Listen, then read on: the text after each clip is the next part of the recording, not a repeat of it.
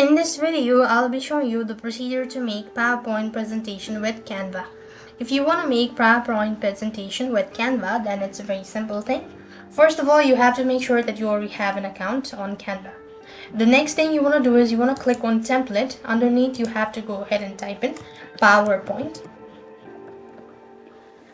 As you type in the one, you could find a list of templates available. You could go with any of these templates. Now, for example, I'm just gonna go with the free version. As you can see, there is this pro, right? You have to get a subscription, only then you'll be able to use it. So I'll just go with this. So once you like the template, you can click on use this template. Now you can see that this is also a paid version. So I'm gonna go ahead and look for the unpaid one. So this seems to be the one. So click on customize this template. As you go to customize this template, alright, you can then go ahead and start your presentation.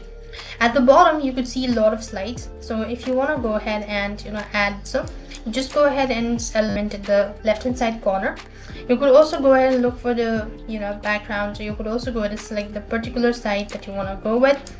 And this is the way you could do it. So now once you're done making the presentation or the PowerPoint, if you want to download it, you want to click on the share button at the top of the page, then click on download.